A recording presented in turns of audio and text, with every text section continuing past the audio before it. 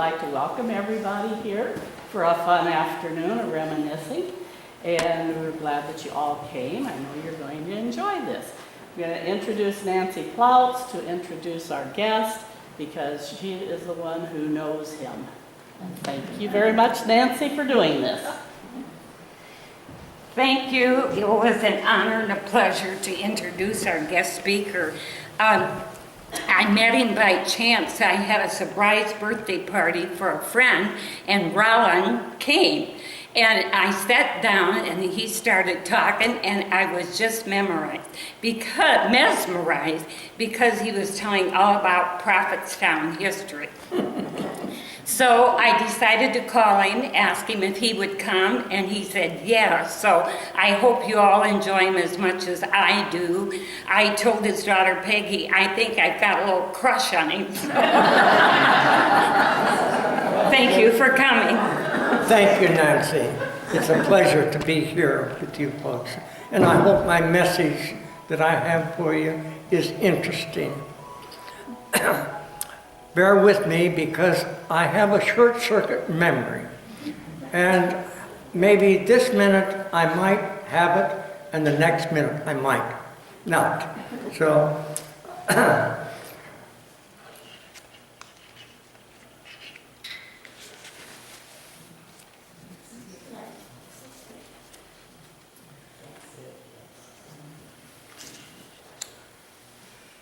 I want to talk about Sweetown. The Echo says the Sweetown is south of the tracks. Well, what tracks are they? The CB&Q? Well, it might be a Tampico. But anyway, let me explain where Sweetown really is. That I know where Sweetown is. It's from the memorial, the Veterans Memorial, about 700 feet east. And the first crossroad, you cross the original railroad tracks to the south. And you're at the southwest corner of Sweetown. Sweetown is a township, a town sort of Prophetstown. Sometime or other. I've never seen that, but I've been anxious to get into the record someday and see what it was about and who did it. Nevertheless, it's about 80 acres. It ranges in elevation from 0 up to maybe 50 feet. My grandfather lived at the east end. He owned 10 acres there. And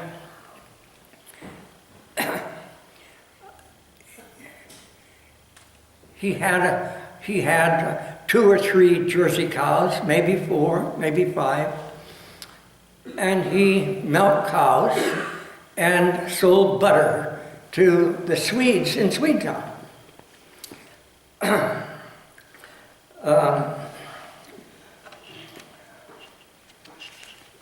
Bear with me, I need to look at my notes.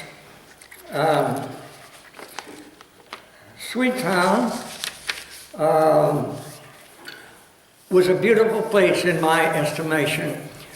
As I remember, it was when I was approximately 5 years old, maybe before. We lived, my mother and father, and we were born outside of Erie, 5.5 miles northwest of Erie. But we came to Prophetstown quite often to see my grandparents.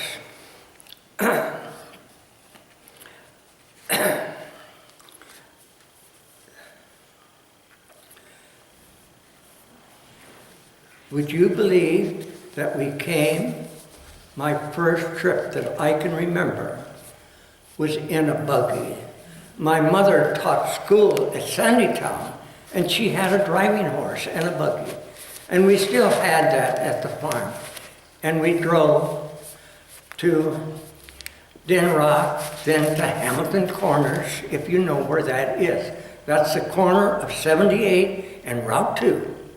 We turned south to the river, cross the river, on a ferry into Portland and then on into Provincetown.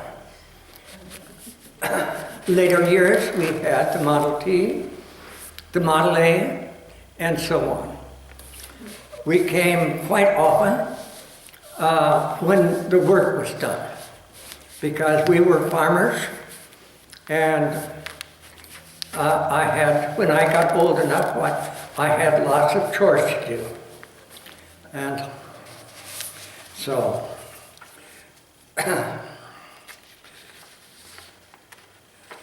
next I want to give you the family tree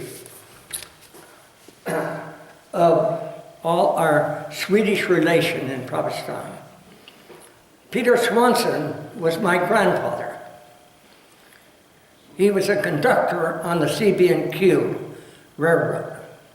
When I knew him, he did other things besides that.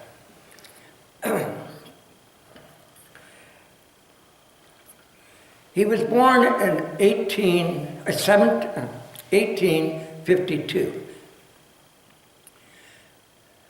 And he came to America 22 years later. He was 22 years of age when he boarded a 36-foot whale vessel with sails. And they sailed to, he called it Plymouth Rock. I don't know where they landed right now. I did know it one town, but I can't remember.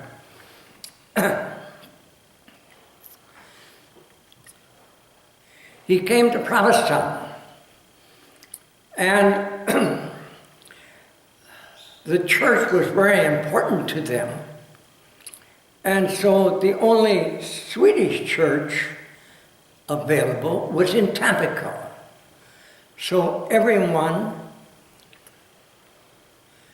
in Provincetown that was a Swede, and there were a lot of pioneer Swedes at the time when Grandpa came.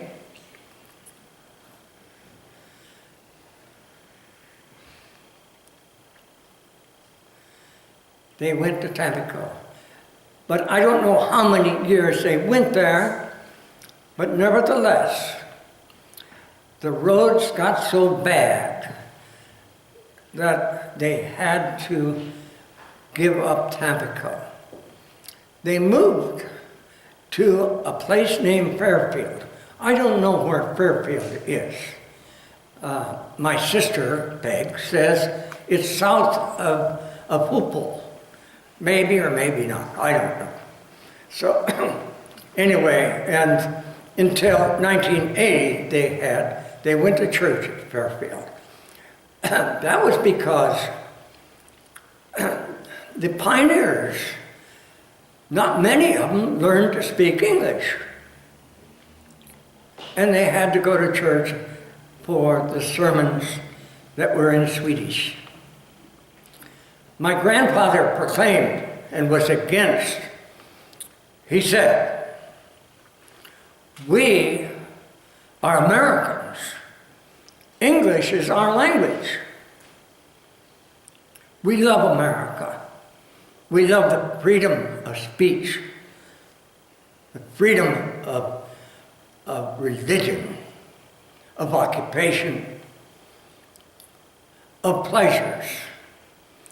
And why should we speak Swedish in America?" And for years he proclaimed that. And until 1930, he won the battle. It took him 57 years. Now back to my grandmother. She did not come with Grandpa Swanson. He came with a group of people to get settled and to make money, and so he sailed to America. One or two storms that they had set him back 30 days. he would never tell me, and I asked him many questions, like a little boy might.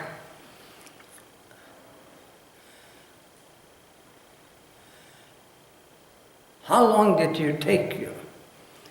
And he said, a long time.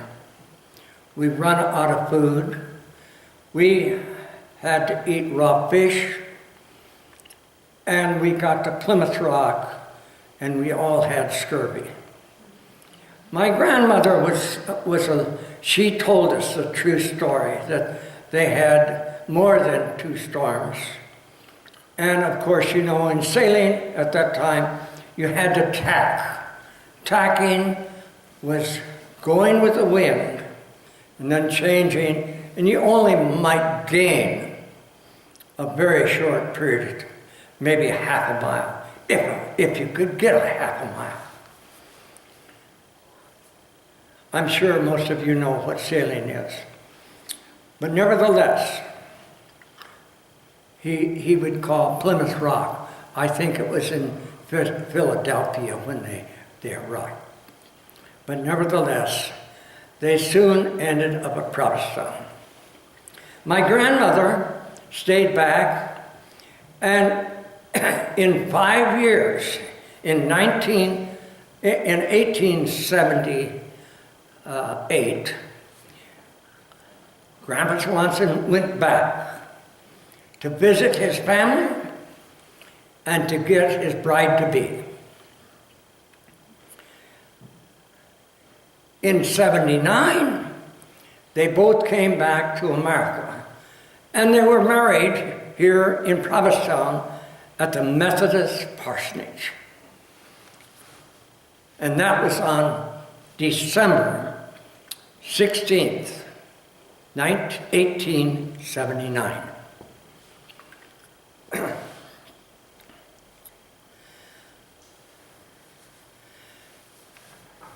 Grandma Swanson joined the Lutheran Church at that time. She happened to be the 41st member of the Swedish Lutheran Church.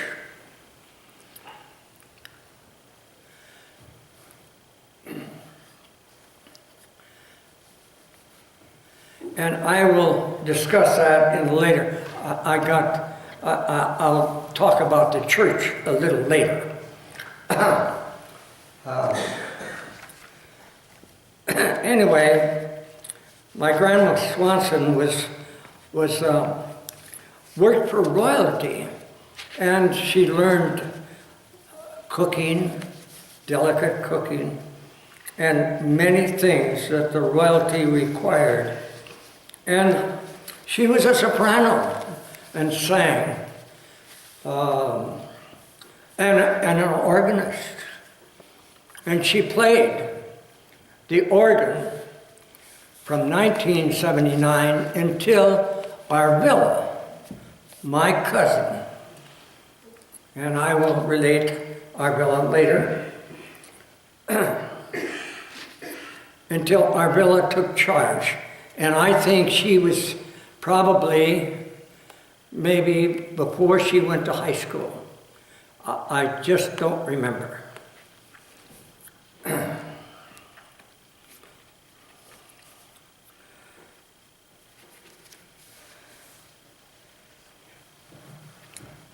I had an uncle named Uncle Earl.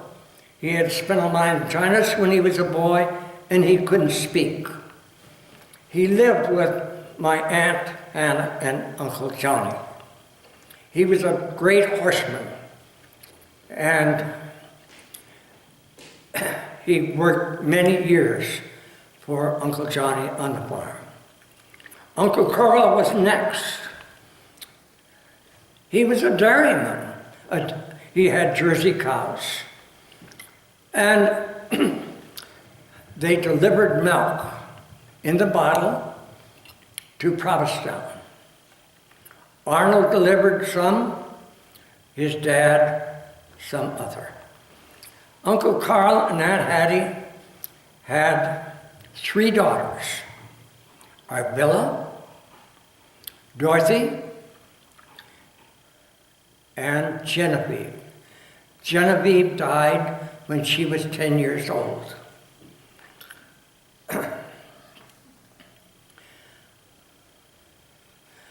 Then they had Arnold, my favorite cousin. He would stop at Grandma Swanson's and pick me up to help him deliver the milk. And I became acquainted with many, many people in Provincetown because we had the northwest side to cover. And it was a lot of fun because people would be waiting for their milk in the morning at 6 o'clock in the morning. And, well, who are you? They would say. And then they would know my mother, Emma. And so I was fine. Let's see. When we were kids at Uncle Carl's, we had a swimming hole on that creek out there. It was called Coon Creek. And we did a lot of swimming there. All of us kids would swim out there. We kept working at it to build a dam so that we'd have deep water. And I don't know whether anybody ever swam after that.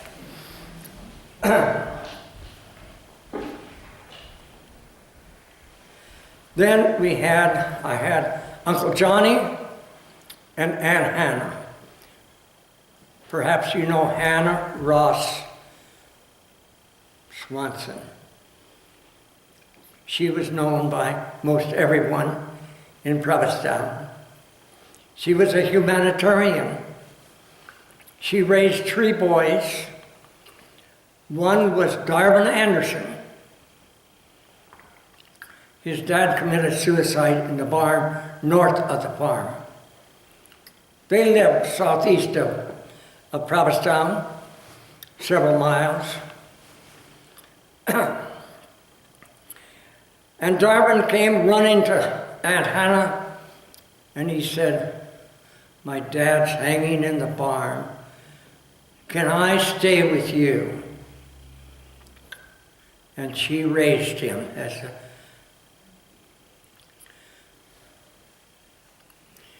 Then she raised her brother's 2 boys, Robert and Happy. I don't know whether they're still alive or not. I'm not sure. Uncle Johnny passed away with a problem with his heart or whatever it might be.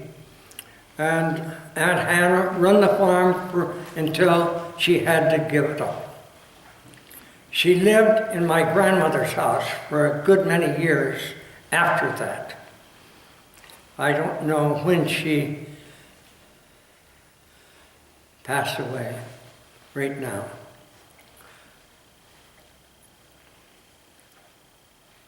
And then I should tell you where I was born. I was born on the farm, same as Peggy, same as Florence, my sister, 1915, my brother, 1912, and I was born 1920. I'm remembering things when I was 5 years old, or maybe before. My grandfather was my cushion. I asked him so many questions, and he would answer most of my questions. How do you answer a little boy's questions, you know? Sometimes it's pretty hard. I know that my mother took me to school. I was in 1st grade, and she showed me the global map. I wanted to know where Sweden was, how far away it was, how did you get here, and all these things. And he would tell very little about his trip, as I have told you. My mother would always say, Roland, you have to ask your grandfather. he will tell you sooner or later, and he did, most questions.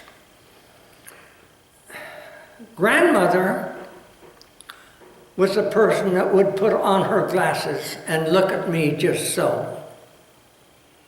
And there's a song that we used to sing, but I've forgotten the words. It goes, when Grandma puts her glasses on and looks at me just so. I wish I could remember the rest of it. It's very touching to me. She read the Bible to us almost every night. She did special cooking for us kids. She did everything that a grandmother, that you would ever want a grandmother to do. The reason they could speak English is because they took English in school. They planned on coming to America long before that they did. And most of the pioneers did not. And it was very difficult for them to communicate. That's why the churches had Swedish sermons.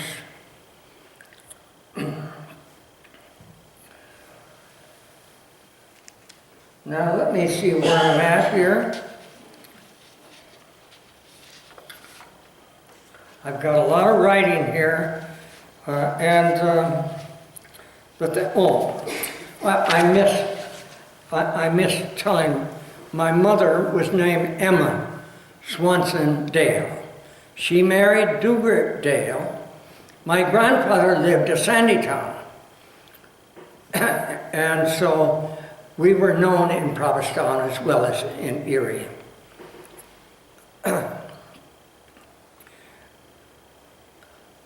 As I said, I had an older brother, a younger sister, and then me, and then all of a surprise, Mother sent us to grandmother's house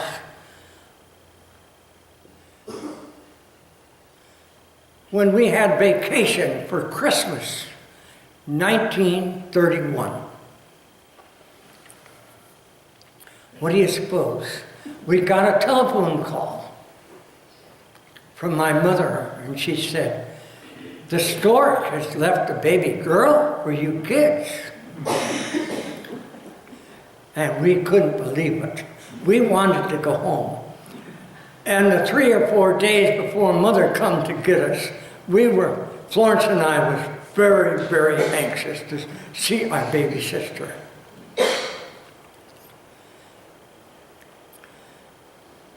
She's the most beautiful sister I ever had. Both of them, for that matter, to qualify Florence, because Florence was our mother when my mother died. Donald was older. He joined the CCs. I believe that was in 1932. And they sent him to Oregon, and he learned the forest, to fight forest fires and to build grades and roads and stuff like that. It was quite an asset to him because he could come back and work in any road building construction. My sister, she went to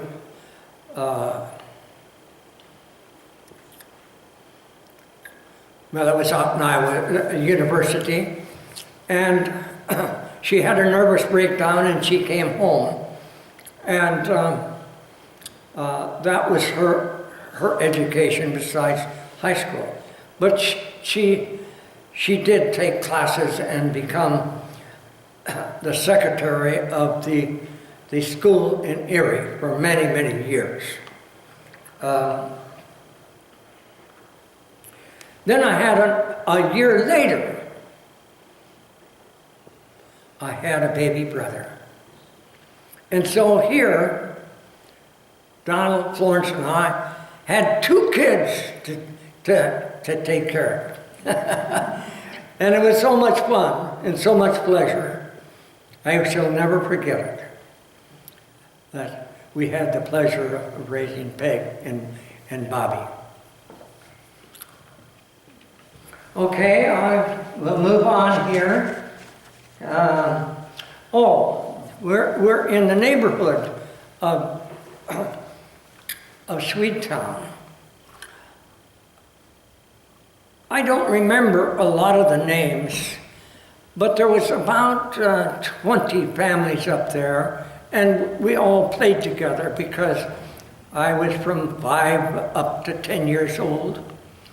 And we knew each mother probably, and we were allowed to go downtown once in a while. And I will speak about that later.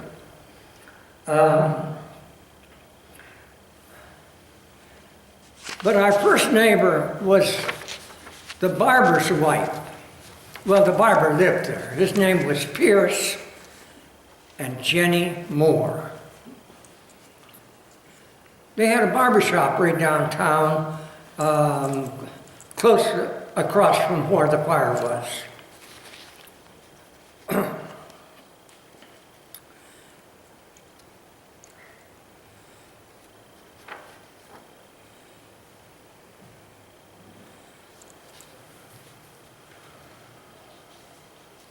Now, I've got that short circuit, so please bear with me.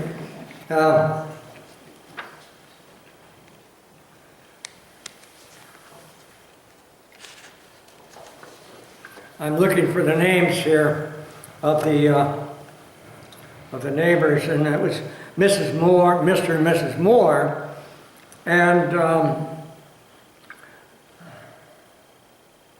oh my goodness, Mr. and Mrs. Ferry. And the boys still own that, I guess. I don't know. Mrs. Tabor.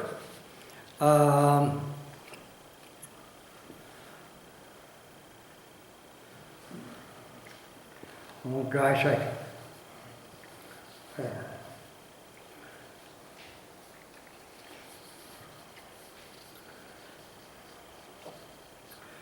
nevertheless, there's a Mrs. Nelson. She had, I believe she had 2 boys, and what a wonderful family. And one of the neighbors happened to become my 10-year-old sweetheart. Her name was Mary Ferry Brown. You probably know her. I wrote her a letter. I wrote my sister a letter, do you remember? And then I thought about my 10-year-old sweetheart, and I wrote her a letter. I didn't know her address in Provincetown. I didn't have a telephone number book to refer to. I lived in Phoenix, Arizona at the time. And I wrote Mary. Do you remember Mary? And it was Mary, it was addressed to Mary Ferry.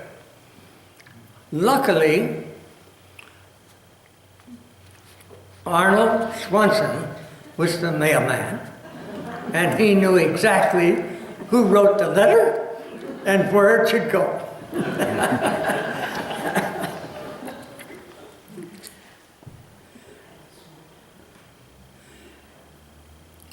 And then I got a letter in return.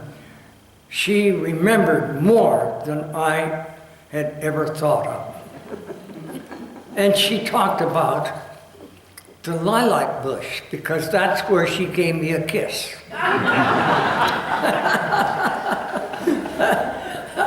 But she didn't refer to the kiss.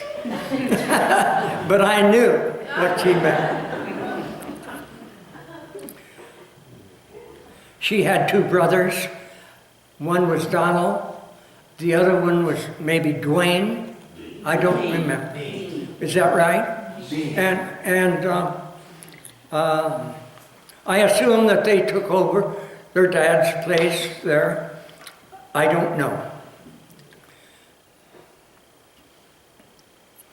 And that's, the neighborhood of Provincetown was great. Us kids were downtown, and I'm going to talk about John Lewis later. But John Lewis said, "Why don't you kids help me keep Provincetown clean?" And you know, those kids took that to heart, and everything in Swedetown was cleared. We had the biggest pile of junk you ever saw. And it didn't take us only about a week to do it. And each and every one of those kids, and I forget their names, they were really proud of that big pile right next to the railroad track where we carried it. That's something new for the younger generation.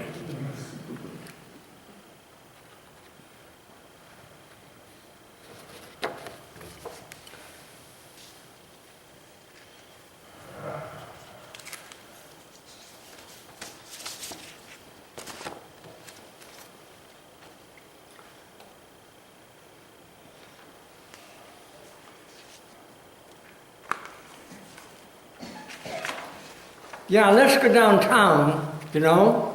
I remember all the places, but I want to speak about, there was one place that they sold the McCormick tractor. This was probably 25, 26, or 27, something like that. A big old tractor. When I moved to Arizona, I lived not too close, quite close to the John Deere dealership. And naturally, being a John Deere fellow with tractors, and I would stop in and talk to the fellow. There was someone that worked there from Linden. And I can't remember his name, but he thought I was his long-lost brother. Anyway, Mrs. McCormick lived in Scottsdale on a big ranch.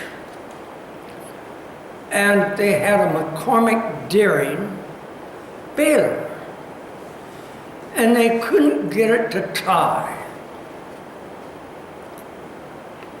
And for some reason,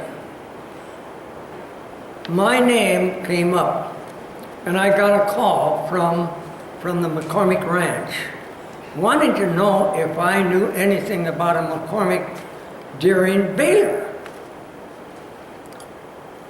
Well, I said, maybe if it was in a time mechanism, because it was the same as the binder that we had. So I agreed to go to Scottsdale on a Saturday.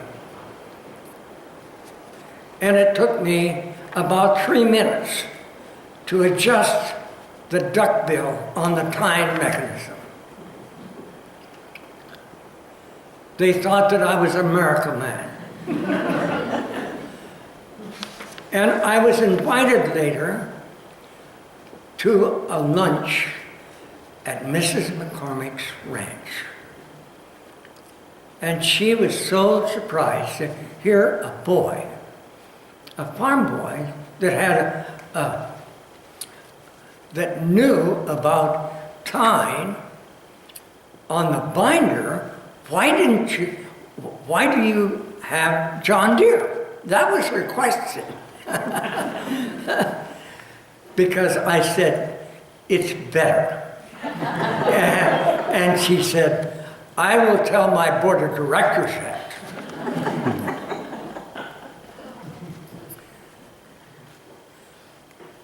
I see on my list of the Farmers National Bank, is it still here?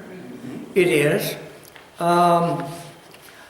Russell, my brother-in-law, Peggy's husband, has a collection of the money that exchanged during that period of time, including dollar bills that the bank made themselves. It's got Provincetown on it.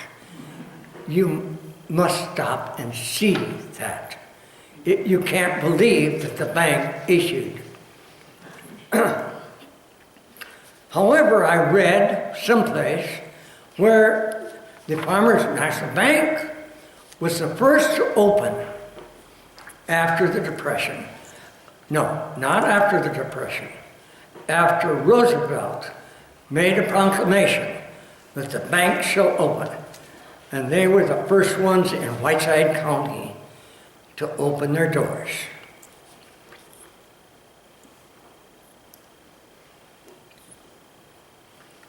I see so many places.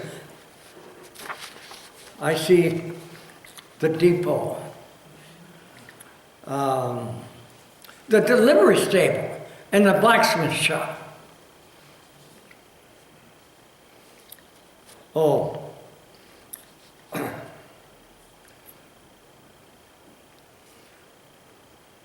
I see the music store here, Summer's Music Store, because we bought sheet music at the store, and that's where we get our sheet music. We still have loads of sheet music that was bought there at Summer's Music Store. And then Vincent Umstead was my sister's, Florence's, piano teacher. And he was my voice teacher because I did some singing in soprano. And I forget where his place was. I think it was close by up above. I'm not sure.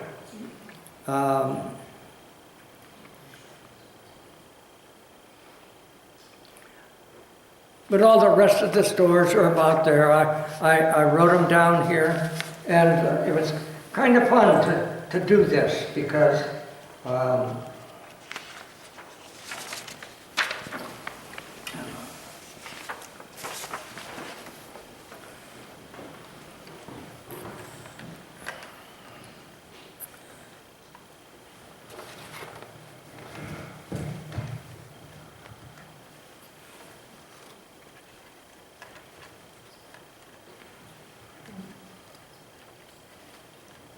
what did I do with my light?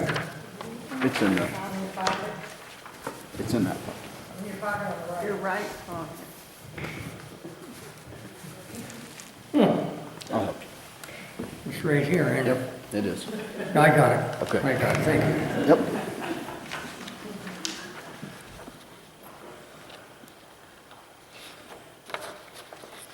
Mrs. Adams was on the board of directors of the Eclipse Lawnmower Factory. She was a dear friend of my grandmother's. Each year, she invited my grandmother, my mother, my sister, and myself. I had to sing for her. I have reason to believe that maybe she was paying Vincent Olmsted for my voice lessons.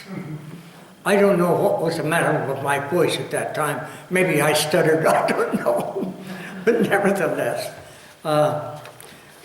And we would go to her house and she would have lunch. And later, Vincent would come in to play the piano and I would sing. I can remember singing. It was during a period of minstrel shows. And I sang the Camptown Races, Old Kentucky Home. And I probably sang a hymn. I don't remember what. But anyway, each year for at least 5 or 6 years. We met there and enjoyed her company.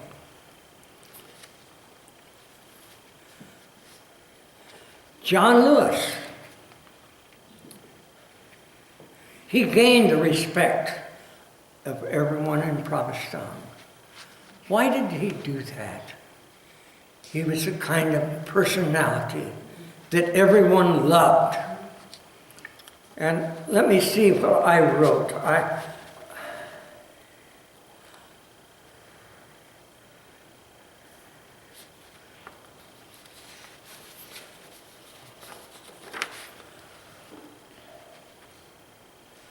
Nevertheless, whatever I wrote, John Lewis would give himself to others that might be in need. He was one of the greatest humanitarians that we ever had in Provincetown.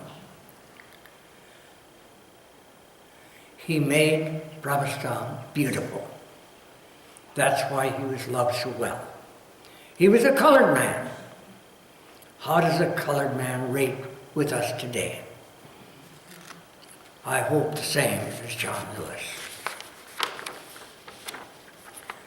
Then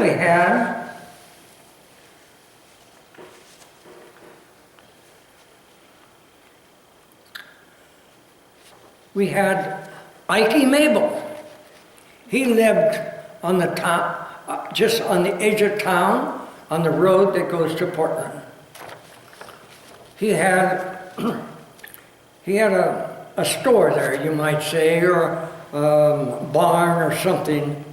He was a trader.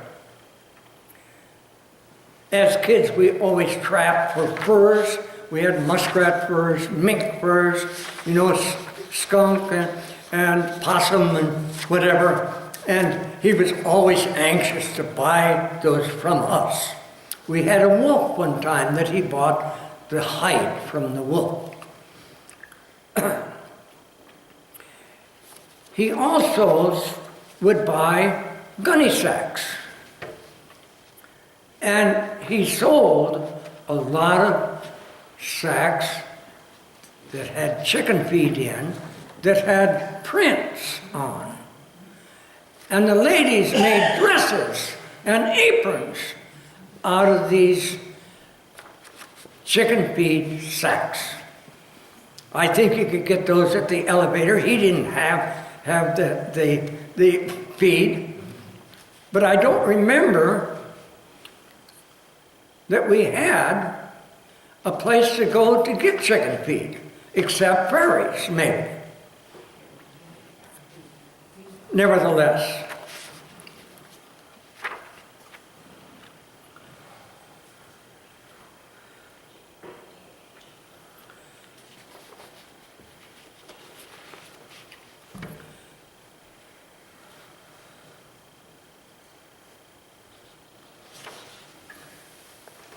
there was somebody else I wanted to talk to, but I just can't seem to come up with it.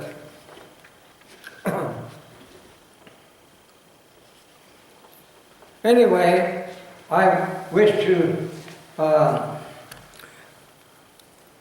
talk to you about their religion. In 1980, the 41 charter members of the Lutheran Church that went to Tampico and Fairfield got together and decided to build a church.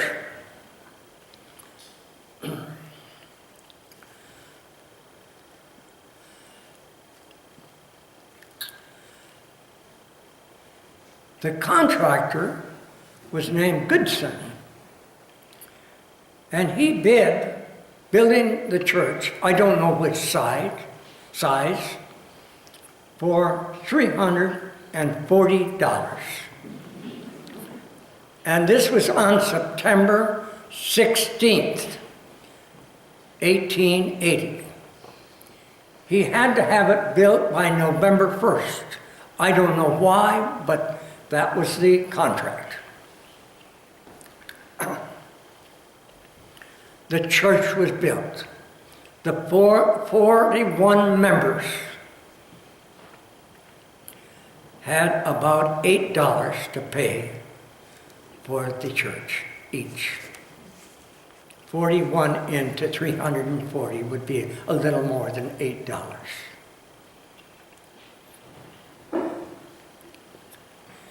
My grandmother was the organist. And as I said before, she played until our villa, Uncle Carl's daughter, and she played the organ for 65 years. Is that right, Russell? 65 years? I'm not Swedish. I think she played the organ for 65 years without missing a Sunday. What a gal. What a girl. What a Christian.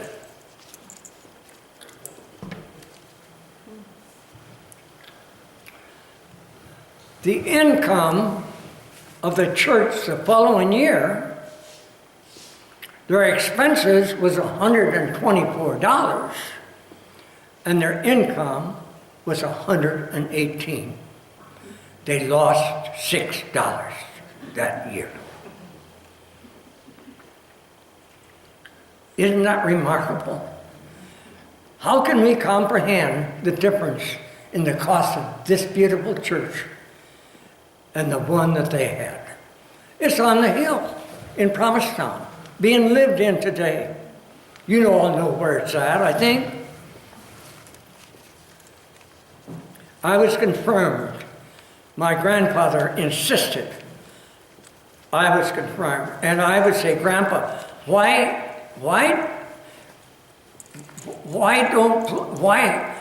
aren't you requiring Florence to be confirmed in the Swedish Lutheran Church? And he said, she's too old. She was only 5 years older than me. Anyway, so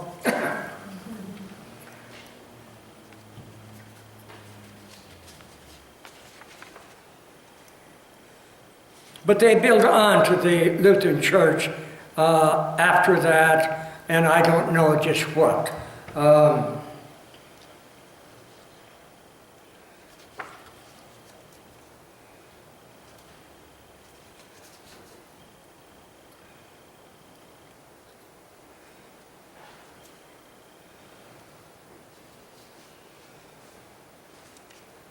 Again, my grandfather, probably every Sunday, he proclaimed that we need to speak English. And he did that 57 years before it happened.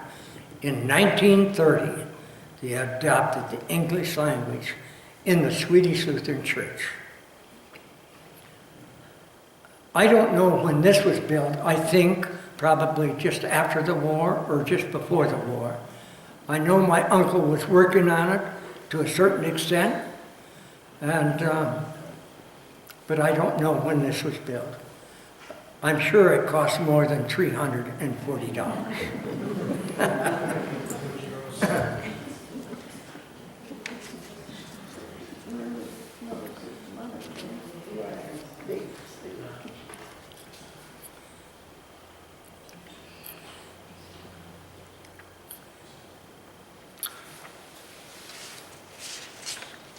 I'm kind of coming to the end of my story. I have been blessed with many good things that God has provided for me. He has protected me in the war, and He made me maybe the best caregiver there ever was. It was so easy to do.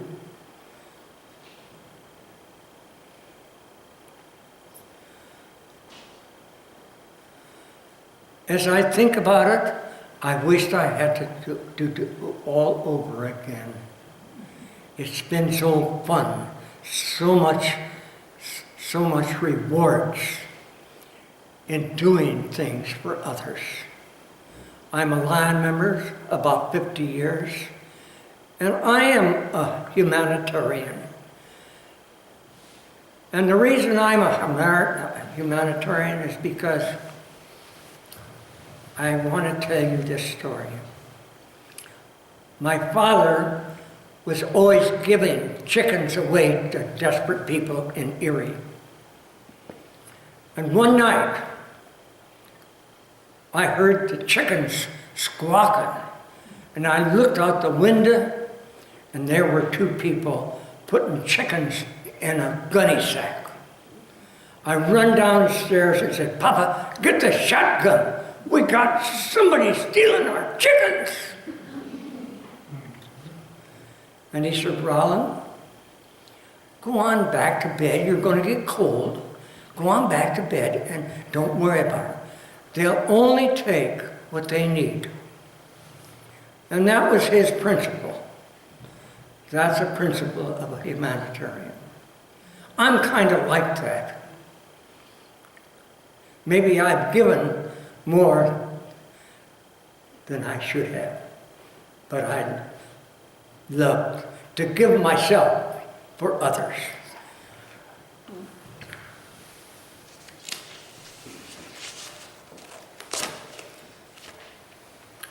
I got one more thing I'd like to say.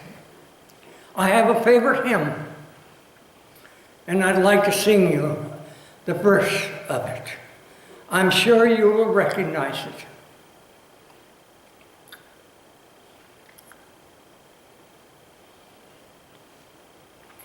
And he walks with me, and he talks with me, and he tells me I am his own, and the joy we share as we tarry there, none other has ever known.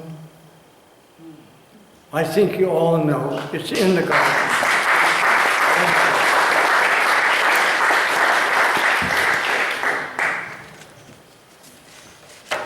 It's been a pleasure to be here. I wish that I could see better. I can't read what I write.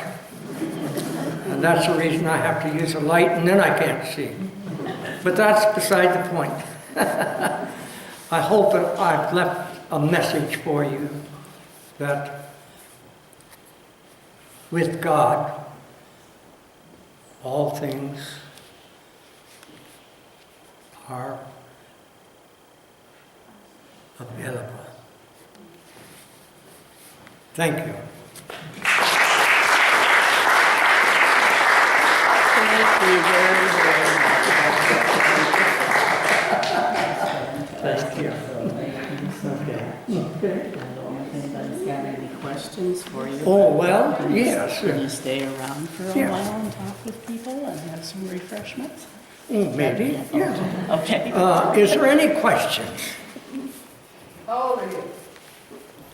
How old are you, Ron? How old? Yeah. Why would you ask that?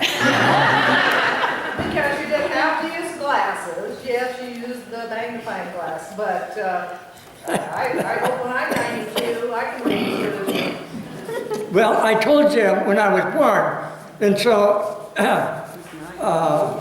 about 93 years later, that's my birthday. So. And I know he sings good, because I go to Arizona to visit him and play the piano, and he always sings. He has a beautiful voice, still. Well, we hope that you'll all stay around and visit with Roland, and I'll sit down in a minute and let you can ask questions.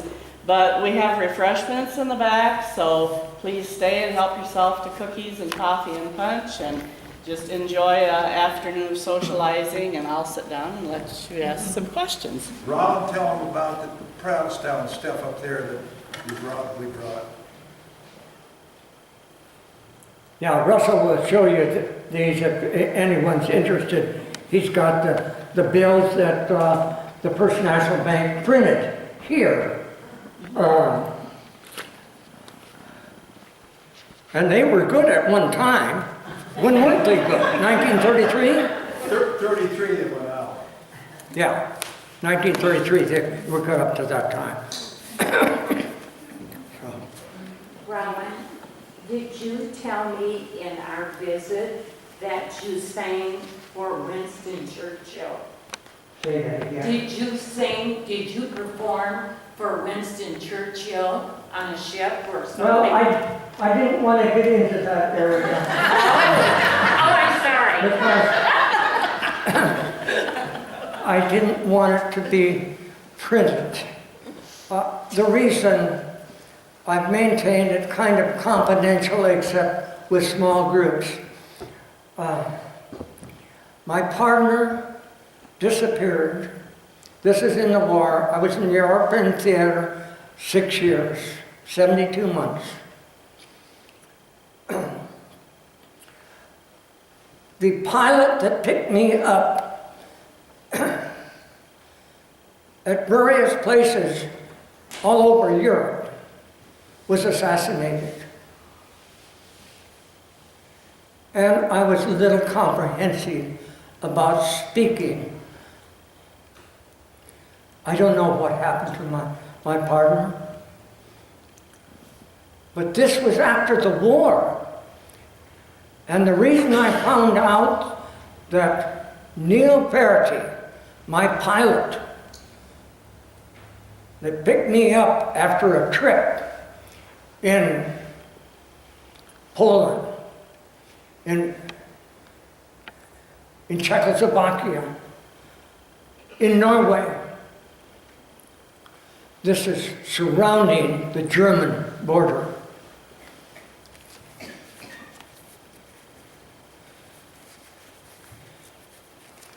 This was several years, I think maybe 5 or 6 years after the war that he was assassinated. And so I was concerned, and that's why I don't like to speak. However, I was interned in Portugal. The government gave me orders to go to the Azores. First, I went on a seaplane to Dakar, Africa, then into the Azores, and then to Portugal. I was interned for almost a month in Portugal. And then the State Department gave me orders to go to Ireland. And I went to Ireland, and then I went back to England. All these orders were coming to me from various secret pieces.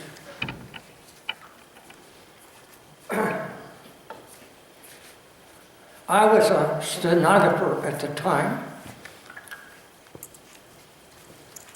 I did a lot of court reporting, and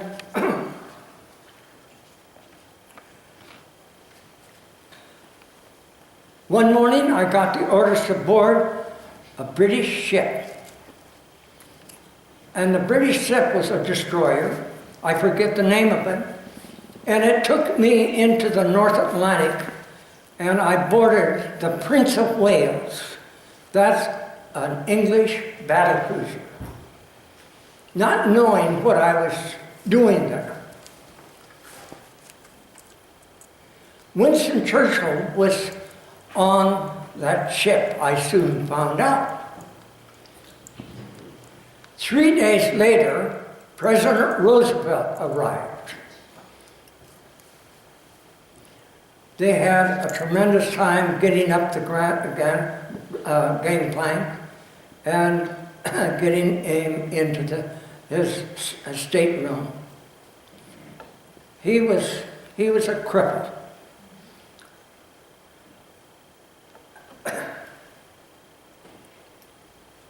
The meeting was the Atlantic Charter. And it was a period of time when the English peoples were giving up. They were losing the battle. And Churchill knew that that was happening.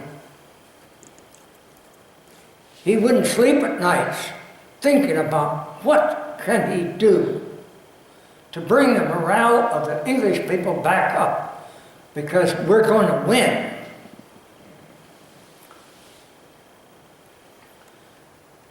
I recorded the Atlantic Charter.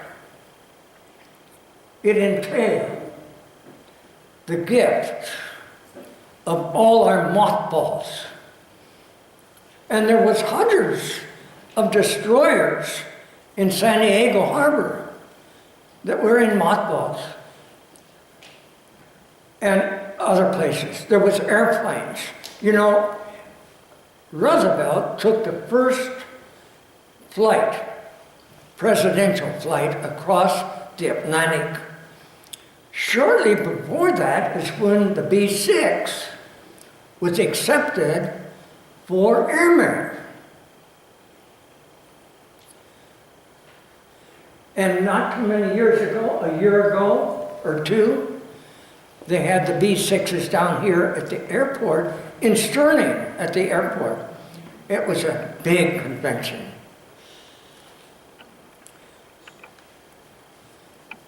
Nevertheless,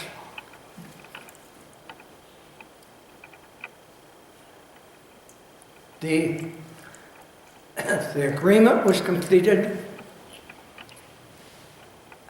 and on Sunday morning, it was cold. We had our top coats on, but they had church on board. It was calm, very unusual in the North Atlantic. And we had church on deck. I was asked to sing. Well, when I got up to sing, Churchill grabbed my shirt tail, my long coat. He said, "Laddie, what are you going to sing for me?" And I looked at him and I said, "Your Honor, I'm going to speak. I'm going to sing, 'God Bless the King.'" And he said, "Who's been talking to you?" Because at the Anglican Church, everyone has to sing "God Bless America" before church services start. And I knew that, of course, but he questioned me on that. And I said, then I'm going to sing "Eternal Father." And he said, "I'm not familiar with that." I said, "It's the Navy hymn." And so I sang. "Eternal Father." I forgot. I forgot the words now. I'm sorry. Anyway, he was a great person. Roosevelt was so difficult to record after because his voice was so slurred.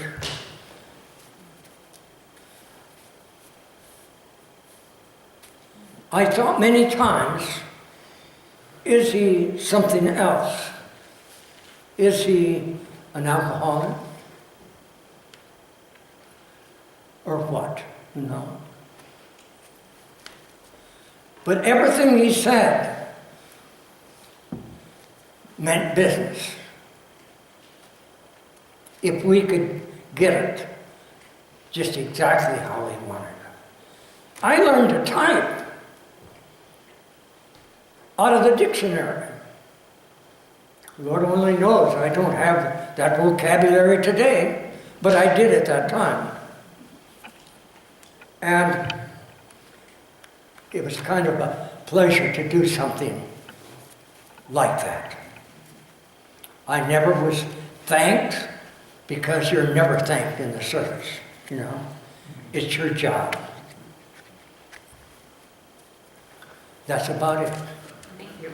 Oh, I'll tell you another one.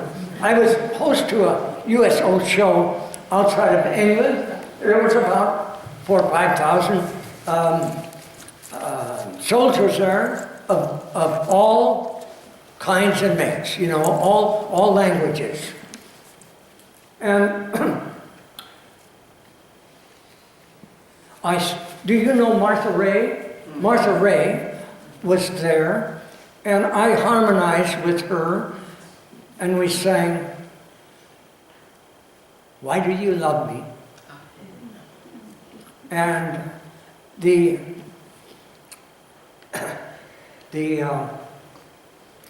soldiers really loved that song. And I think you all know how it goes. I'm not going to try to sing it.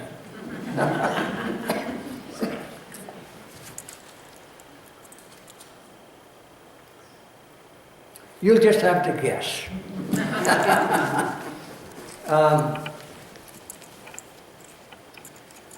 We sang,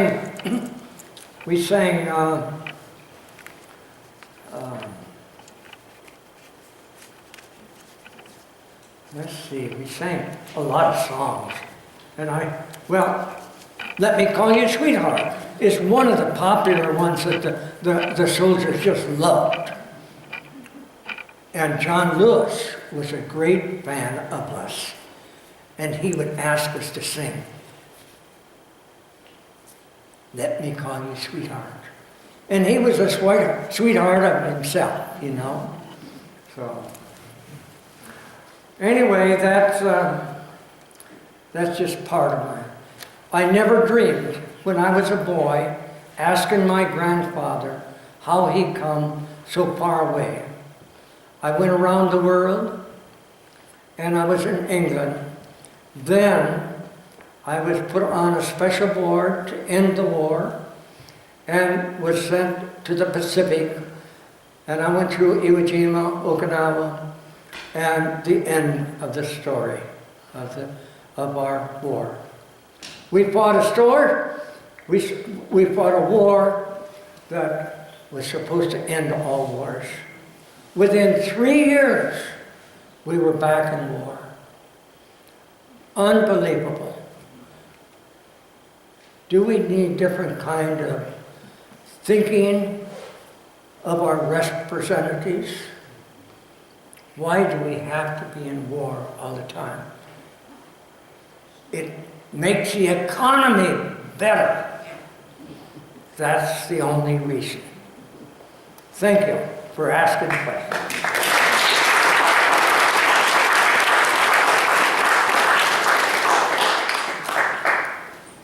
Well, I didn't introduce my companion. My wife died. She had multiple sclerosis. She was in a wheelchair 42 years. That's when I became a caregiver. God gave me the strength to be there. And Dorothea and I went to church, the same church. We sang in the same choir. We went to the same school. And so she lost Harlan, her husband. I lost Betty. And so now we are together. About 10 years, I think. And it's so great, you know.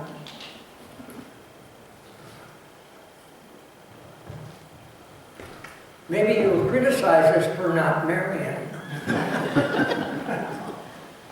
I know that I was in the Pink Pony shortly after somebody talked about Roland and Dorothea. And I told him, I said, we're living in sin. We are not getting married right now. And it's awful to live in sin. Anyway. Companions. Thank you, folks. Thank you.